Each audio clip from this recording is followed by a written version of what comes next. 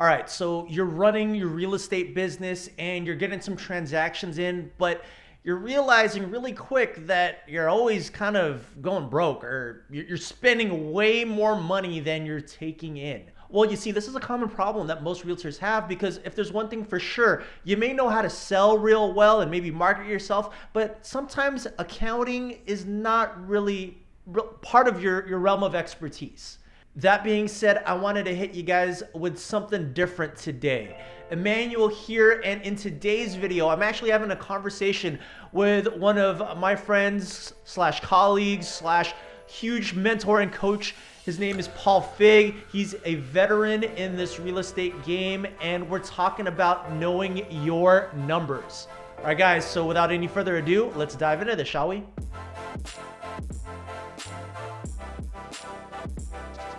What's up, everybody? Emmanuel here, and in today's video I want to do a little something different. I have one of my really good friends. I look up to this guy, consider this guy really one of my mentors, business coach slash advisor to all realtors. He's been in the game for 25 years. He's one of the founding agents over at Compass West Coast. This guy's a veteran.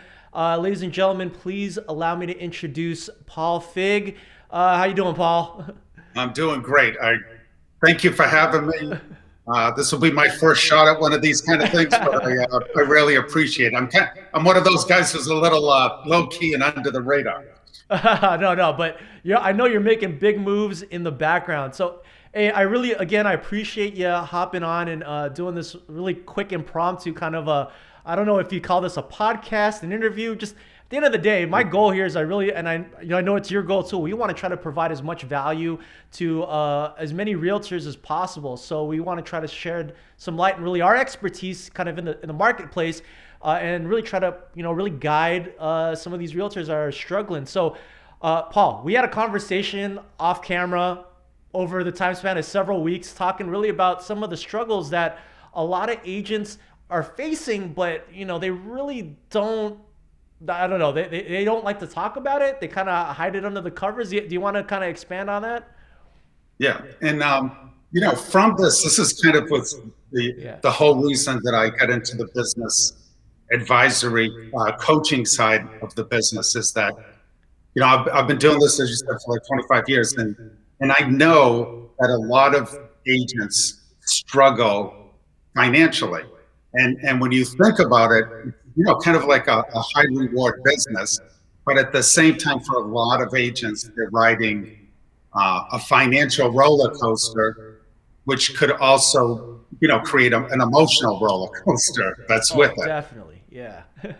and so in the when you think about it, with the perspective of the brokerage, the broker looks at things. They're providing you a platform to work, and they get paid off of what we call gross commission income, GCI. And so that's the total commission brought in. And for a lot of, clients, friends, family, they kind of do the math and they see, especially in the big markets, hey, you sell $1 million house, multiply that by 3 or 2.5%, and boom. But it's not like that's the money that goes into your pocket. You have a split with your company, you have business expenses, you have taxes that need to be paid, hopefully, that are planned out. And so when it comes into it, a lot of times the number that I find is you're at about 50% when it comes in. And if you're on a team, you have a team split. So a lot of times it comes in as to what it appears on the outside is a lot of different as to what's the final deposit into your bank. So if you don't mind, Paul, let's break it down by numbers. Like, let's say you're doing, I don't know, $1 million a transaction. Like, what does that look like? What, like, after you start divvying it up? Right. So let's say you do $1 million transaction. Yeah. And with that, I'm going to grab my trusty calculator. No, you're all good. And what you're looking at a lot of times, so if you look at $1 million, yeah. And one of the things that I do when I'm working with people is I like to get down to the nitty gritty. And so a lot of times what I'm doing is analyzing, like, what are you actually doing in your numbers? Not some theoretical, but take this $1 million and we figure, let's go 2.5%, because that's on average. And so Okay. you look at that's $25,000. Yep. So at most of the companies, depending on where you are, there's different ways that they get paid. But even if you're at the top end, you're looking at about an 80-20 split. So you figure that means that what you have left after your company takes the money, now you have $20,000 left. Now, when you look at that $20,000, you're going to have a certain amount of business expenses that you have. Let's say you have an assistant that's there, and your assistant is costing you about $5,000 a month. And say you had the one sale this month. Yeah. So let's take 5,000 out for that. So now you're down to 15,000. Now you take 15,000 and you put your taxes aside, let's just say a third, and now you're left with about 10,000. So when you look at $10,000 a month, hey, in a lot of places in this country, it's country club living. But if you live in the major cities where you have $1 million sales, well, that gets you so far. And then, of course, you're looking at whatever you have for your own personal expenses. Exactly. And, so it comes down to, that's a great, now you do 2 that month. Well, that's great. Now you have a month maybe where you don't make anything. Yeah. And in real estate, for the rainy day, right? there are months when you don't have anything. Yeah. So the one that when I got into business, into real estate, my father had been in insurance sales for a little bit, and he told me, you're never as good as your best month or as bad as your worst month. And it was one of those like dad kind of sayings. And then afterwards, I was like, I have no idea what he's talking about. Until I was in business and I realized you have a good month or big sales, you're riding high, but that might not be your average month. Then you come down and you're making, a couple of months not doing so well. Maybe you had a lease or something that was in there, or a deal or two fall apart and the income's not there. Well, 0 is not who you are either. You're somewhere in the middle. And that's where it takes a lot of planning and how you run your business to level that out so you're not riding the waves up and down. Gotcha. Does that make sense? Oh, 100%. So really, I think, and I know that a lot of realtors face this problem where they have these ebbs and flows, these peaks and valleys of like, Right. 1 month they're killing it, multiple transactions, and then they'll go through this rut. And this rut, if they're not prepared for it, they have a well of water, it dries up very quickly, really not being able to anticipate when the next transaction is really coming in. So like, how do you approach that? Like, what's your advice to a real estate agent that's really kind of jumping into this, or maybe they've done the reps already, but they're not looking at their business in this way. They're kind of just looking at it as like, oh, I got a commission this month, or I'm getting a commission check this month. I'm probably going to get another one next month. And then they're kind of just winging it without really a plan or a strategy in place. Like, how do you approach that? Well, there's a couple of ways to go. But one is you really need to understand what your business is. So there is a part of like getting into your numbers. And so on that, you have to figure out what is my average sale? What's am I typically going to do? Now, it's great to have high, lofty goals, but you got to look at realistically, where am I? What am I doing? Because there's a ramp up to it. Oh, yeah. So when you start looking in, what do I have? You have to take into consideration those numbers that I was talking about. So what I'm looking for is to really know your numbers, and you really got to know business and personal. Oh, yeah.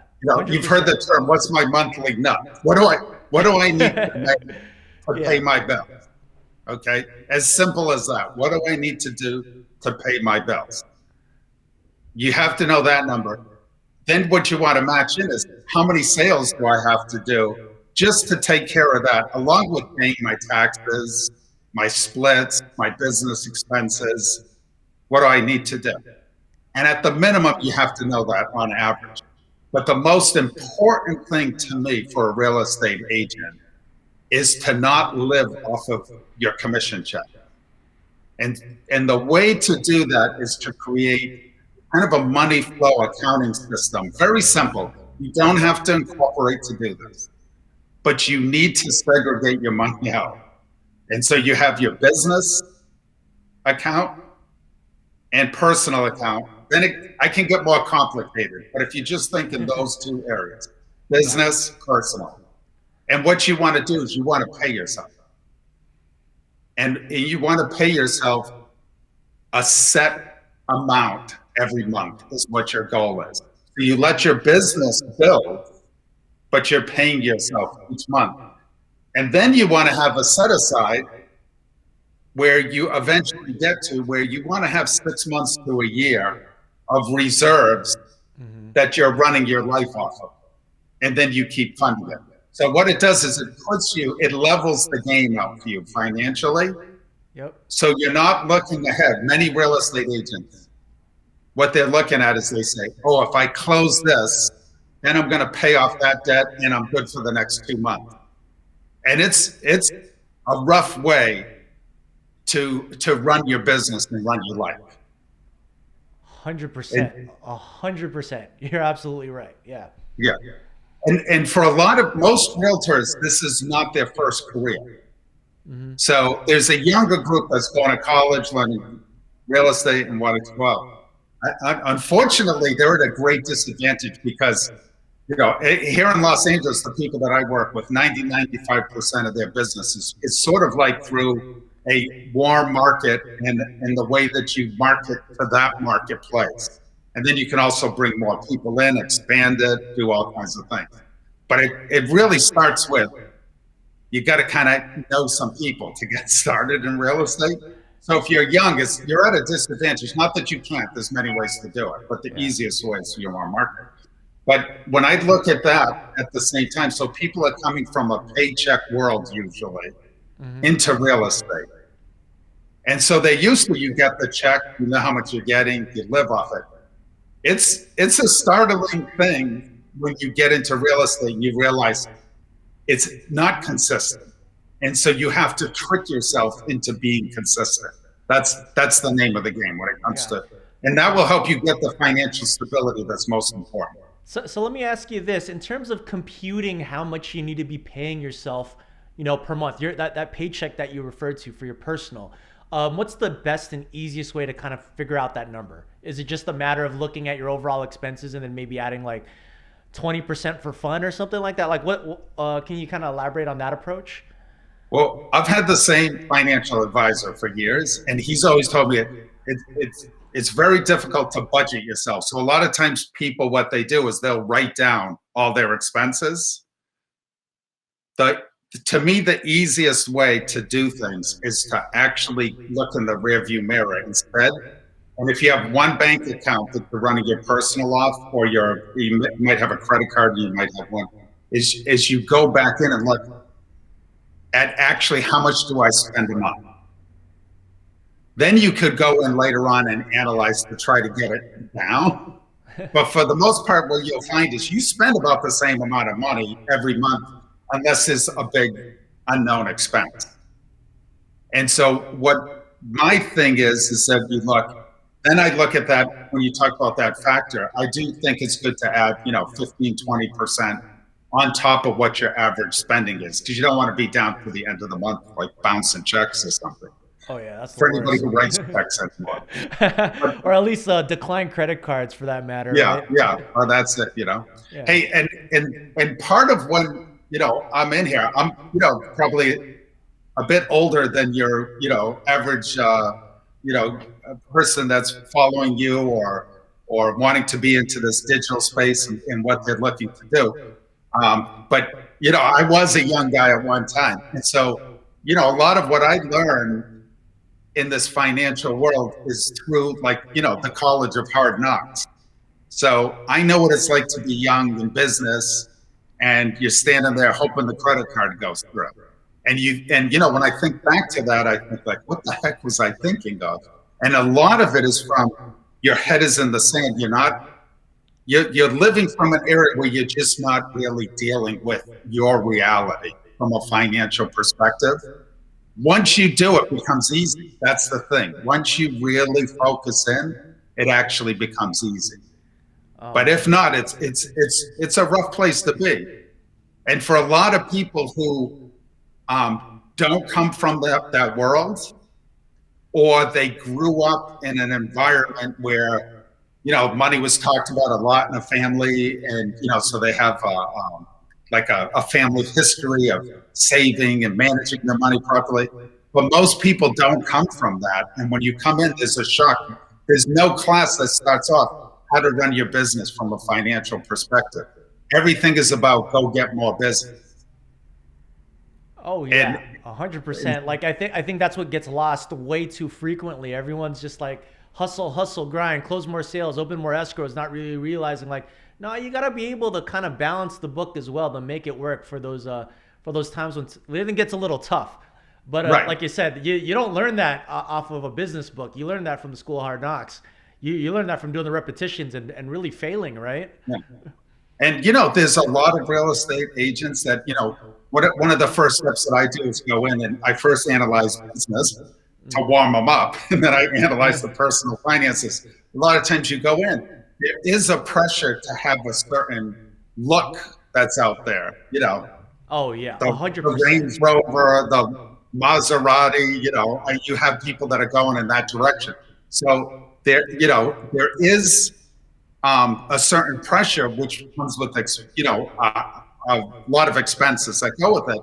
But a lot of times I'll go in and say, "Oh my goodness, there's a lot of debt, consumer debt," and then I'll also find that within there is a good portion of that money is going to pay off the past, and then you've got some high expenses that you're dealing with. So there's that added pressure. But I look a lot of times and they don't own their own place. So they're renting. So I'm like, you're actually out there advising through real estate. Meanwhile, you're not experiencing it yourself. You have financial instability, credit card debt, and you're renting. And the one that's there, a lot of people, I'll give some free meetings out and things like that. And a lot of times, one or two people will show up, and because it's not talked about. There's a lot of embarrassment. There's a lot of shame that comes along with it. And my thing, which I thank you for having me on here. Of course. I just want people to, a lot of times it's like, hey, not dealing with a problem is not going to solve it. And a lot of times you get into it, it's a numbers game. It's actually not that hard. And if you're in real estate and you have a good plan, you can dig yourself out of a hole much faster than anybody else. Because if you have a steady paycheck, it's not like you can go in and make an extra $25,000 by having a great month. So if you're in trouble and you're on a 9-to-5 job, it's hard to dig out. So the thing that might have got you in the problem is also something, the type of business that can help you get out of it. A little bit of a snafu with the camera on my end. Me being the tech guy, that's embarrassing. Anyway, back at it with Paul. So I wanted to riff real quick because you're going pretty deep on knowing your numbers, which I love. And I think more people need to hear this. And I think that one of the things that I'm really kind of getting from you is that people really, or realtors really need to learn how to live within their means, right? So can you kind of elaborate on kind of that thought process? There is that, but to start it all off, it kind of goes back to what I talked about. Is when people say live within their means, if you're not leveling things out on your income, how do you live within your means? Because you're riding the wave of like, all right, time to go to Cancun. I got a big sale, or buy something or do something. And then when it's low, it's like you're kind of scraping around trying to figure it out and juggling. Yeah. So when the first step comes to figuring out, but then I look at finances come in simple. You make this, let's see if I can see my hand on this thing. So you make this much money here, right? And then you come down and you look and you say, okay, this is how much I really make when I take out all the splits and business expenses and everything. And then I've got another hand coming in. This is my living expenses. Well, this right in here is the quality of life to me, Yeah. right? So in here is if you are living within this amount, and then here's the quality of life. This is where vacations, investing, accelerating, paying off debt, whatever might be in there. So it is about getting a handle on things. And so a lot of times when people think, well, they're just not living between their means, and I'm like, they don't even know what their numbers are enough to do that. And that's the part that gets frightening. So you're I had saying one like, client that, let me jump in real quick. You're saying that like that comfort zone, that's probably only like 10 or 20% of what we're talking, right? So if we're talking about like your take home is 10K, that doesn't include obviously your living expenses and things like that. Like that, there's like a good 10 or 20% of really that comfort zone or that little wiggle room that you're referring to, right? but then if you can add into that, with that extra wiggle room is where you need to start putting things in place. And you've heard like the terms like bucketing with your money. It's like, so say if within there you're putting a certain amount of money away for like your emergency fund, or you have a vacation fund. And so you're those things you're planning for and you're putting money away. So a lot of times people think it's not even worth doing, right? To put the money away. I'm going to give you an example that I did with my daughter. Okay. Just to give you an idea. And, for some of your younger people, it's more exciting than people that are older and listen to this and think, I wish I did that. Well, I'm pretty sure this video is going to it's going to cater across the board. You're good. You're good. Yeah. So the others, you can do some catch up. But if you look at the numbers, I was thinking on my desk if I had the book, but it was, there's a thing that was called the latte factor, and the author is David Bach. And if you were to read that book, you'll see like you could do great things with small amounts of money over time. So for my daughter, I only have one daughter. I had a kid a little later in life, and when it came down for college, it's like, okay, we can handle this. And then it was thinking for her, well, all right, will she contribute? Will she take student loans? Whatever. And I went to talk to my old friend, Todd, the financial guy, and I spoke to him to get some advice. And he said, I don't like kids to start off being borrowers. I'd like them to be savers, because it's hard to change from somebody who realizes I can solve my problems by borrowing money versus being a saver so that you have the money and don't run into the problem in the future. And so he said, I get an idea. Why don't we open a mutual fund for her and put $250 a month away? But tell her when she gets out of college, if she wants to go live in an apartment or do something, that's going to be her lunch money. And what it's going to show her is $250 a month for 4 years. It can add up to some money. Oh yeah, quite a bit. So when you look at it, it's really good. Well, I gave my daughter the book also. Well, my daughter also read in that book that if she keeps that money in and keeps that in $250 a month, by the 40 years from now, so she's 20, well, now she's 22. So by the time she graduates, 40 years from now, so say you're 60, she'd be a multi-millionaire by just investing that money and letting it compound. So a lot of times we think, what's it worth putting $250 away in an emergency fund? Or 10% of my next commission, I'm going to put it away in a fund. Or I'm going to put this money away from a vacation when I can just slap it down on my Amex card and do whatever I want. It's a changing of your mindset, and you can have a lot of fun in that area. And having that mindset of financial instability and worry there's not a lot of fun in that. And in the back of your mind, when you're then doing things that you shouldn't do on a credit card, there is some guilt feeling and whatnot that comes from that. You are aware, even if you're not calculating it. So even though you said there's a small window in there, well, there's two things that happen. You're focused on that and making the most productive use of it. But once you start focusing in and now turning your business into the focus to realize I need to have a business that produces a certain amount to have the life that I really want to live, not this like facade of a life. I find time and time again that agents start producing more because it's tied in to real life versus like, people say, what's my why? Oh, I want to be financially independent by the time I'm 50 and never work again. Or I want to, do something it's something lofty, but you're not paying your bills. And mine is like, okay, I want to take care of myself, my family, and I want to build for a secure future. Now I know what the numbers are that take that, and I can build these other things into it. Yeah. And I find that go ahead. people get real.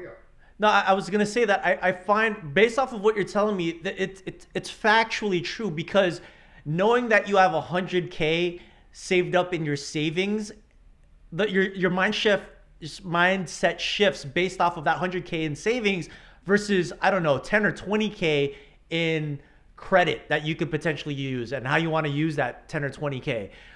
You feel a lot more comfortable, and you feel a lot more confident in making decisions when you have a nest egg in your savings versus essentially some spare space in your credit cards that you can use to, pay for something. Exactly.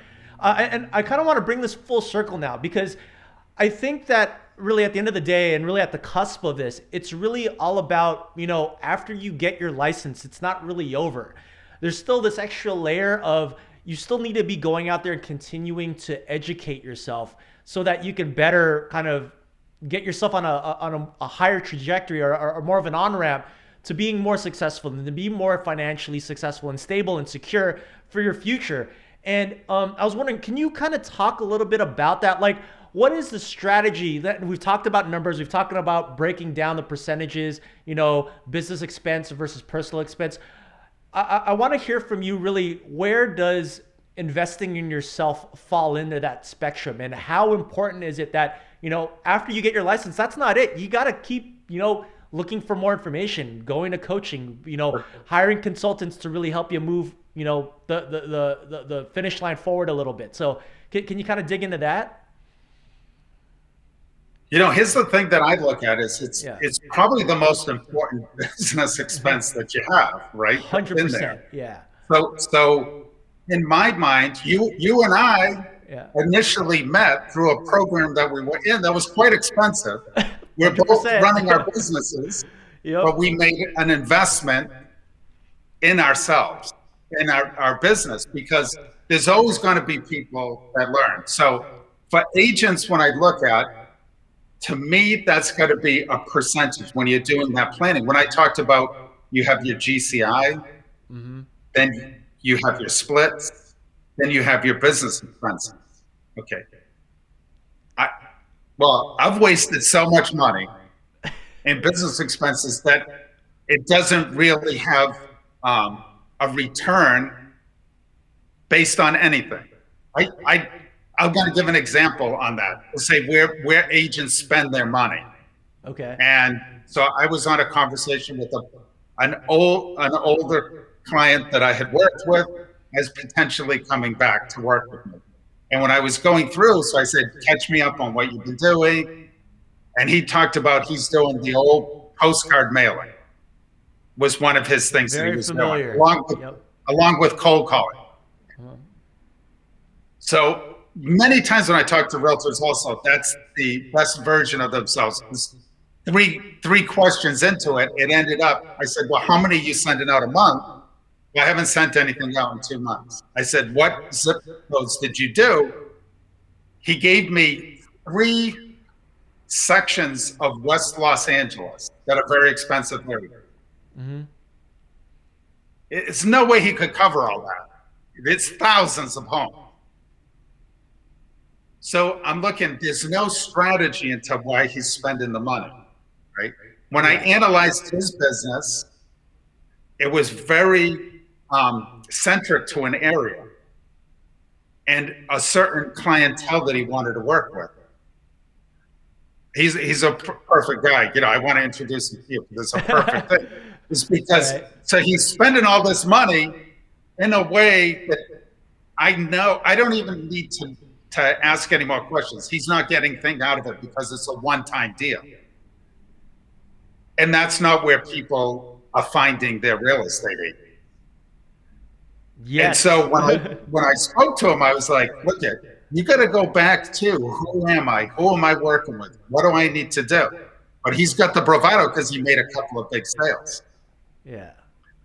And then when I was looking, once you have that, then you can go from strategy to like, what's my tactical approach to this?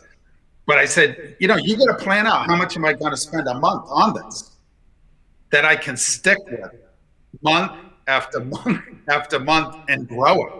Oh, yeah. So hey, in my mind, if you're struggling, you can always spend, you know, $250, $500 a month just to get started on something, right?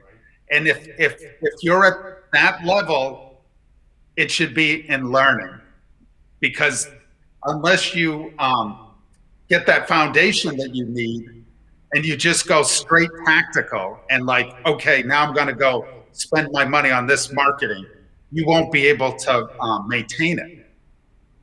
And so you start off with learning, and then you grow to the point that you can afford to do what you really need to do. And at the beginning, it's about getting your footing, your stability. You know, the worst thing that people do is they do something for the big shot one time. Now they got something on the credit card, and they don't follow through the time that it takes for it to pay off, and then they think it didn't work. And you're dropping some knowledge right now. And I can't resonate what you just said enough. That, you know, if you got a couple $100, it's better for you to invest in yourself to really learn the strategy versus spending that money on something tactical, not really knowing how to measure it, how it works, or if it will really pay off. And I think that's where a lot of realtors, you know, end up getting, you know, the disconnect. Right? Like they're just so infatuated with the tactical, but really need to understand, hey, take a step back, learn the strategy first, because that's where you're going to uncover the truths and really understand, is this something that you really need to be doing? Like postcards in West LA, granted, I think it works for quite, I mean, there's a few agents that I know it works for, but the majority of agents, it doesn't really work. That's not really how they're farming their clients. But if you're going to do it, you have to have an all of the above strategy. Oh, yeah, definitely. So that's going to be one piece of it. You can't just fire off a you know, you get a little money, you fire off, you know, $2,000 worth of mailings. Like that was going to do something for you. And so it's the start, stop. That's the killer. And so, you know, it kind of goes back to, I'd rather see somebody do something in an education, or a strategically planning, and then be ready to go and say, like, just say they know exactly what they want, but they can't afford it, right? Yeah. Well, that's a goal for you to be able to start that program. You might not be able to afford it at this time, but you want it. But don't walk away from it. You might be in business for the next 15 years. Put a plan together. You know, when I talked about you take that little money, well, maybe that money goes towards a program that you're going to get involved in later on, and you put yourself in position to do that. And if you put your position to do it, then you could do the follow-up that's going to be needed. So, you know, a lot of mine, it's like that immediacy feel, and that's where the credit card comes into play. Is that people can make like kind of, not really thinking through. And it's almost like, I think real estate agents are easy to sell to because they're in sales. So they almost feel for the person on the other end. And then a lot of times they think, well, if I got one deal, it would be worth it. And so in it, most things that you're doing is not about one deal. It's about putting yourself on a better path. And that's what I want people, agents to think about. Stability first, get yourself on the right path, and then be building yourself to your wealth. You're building your clients' wealth. Have a plan to build your own wealth, but you got to get stable first. Oh, that's beautiful. That's beautiful. That's beautiful. All right. So I want to wrap things up, and you've dropped a bunch of great insight on this. I would love to have you back in the future. Are you cool with that? Maybe we can kind of go out on a completely different tangent, because this is awesome. I think I don't want to. I know our viewers are taking a lot of notes and looking at a lot of stuff. You're really enlightening a lot of people right now, but I want to kind of stagger it out, or else it might be like overload. That being said, look, this is what you do. You do this on a daily basis. Aside from you being an agent, you're a business advisor and a coach for realtors. So can you kind of let the people know what you got going on, and kind of like what you're doing to really help guide a lot of these realtors into a better path of more financial stability and really knowing their numbers? Right. So, I have a couple of different, ways that I work with agents. And, to me, I do a lot of one-on-one at the beginning when I'm working with agents, to be able to really understand their business, what it is that they want for their future, whether, it's for themselves or their family or whatever they're trying to do. So in part of that, I want to be able to have that conversation with them from the beginning. So there's a couple of ways that I start with people, and I have a program which kind of puts all the tools, everything in place. And coming on to this call, I was thinking to myself, there's going to be a lot of people because of the subject matter. And one of the things that I have that's a breakout of the program that I have, it's about financial stability and wealth building. And so, for people that listen, if they go to, my website, we all have our own pitch to make, but it's paulfigla.com. Yeah, and don't worry, I'm going to drop the link in the description of the video as well, so people just click straight there to you. Yeah, if anybody gets, in touch with me, I'm going to break out and just do a module which has to do with financial stability. If anybody were to, contact me off of this conversation that we're having, because it's within that is a lot of times I build it as my overall program when I'm working with agents. But to me, this is the discussion that we're having. And some people just want to laser in on it and say, like, look, I need to get this foundation. I need to get my footing. I need to get on the right path. They might have even met you and said, like, I really want to do this, but I'm not in position to do it. And I think I could help almost anybody that that has that kind of feeling. So what I'm looking from, if somebody does have that feeling of nervous, a little worried, feeling like I'm going from commission to commission and riding the roller coaster, I do have a module that is just set up for how do I get that financial stability and then put myself on the path to building my own personal wealth. And if anybody gets in touch with me, I'd be happy to offer it to your people. That is beautiful. Thank you so much, Paul, for really just dropping some knowledge bombs on the viewers today. I really appreciate you having on. Again, I'm gonna have you back real soon, and we're gonna talk a little bit more about knowing your numbers. So just real quick, everybody, if you like this video, make sure you click that likes button, that subscribe button, and the bell icon so you get notified for future videos. It helps out the YouTube algorithm, aka the YouTube gods. Really continues to support the channel, and it really helps us to produce really great videos just like this one. So go ahead and click that like button. And thank you guys so much for watching. I will see you on the next video. Bye.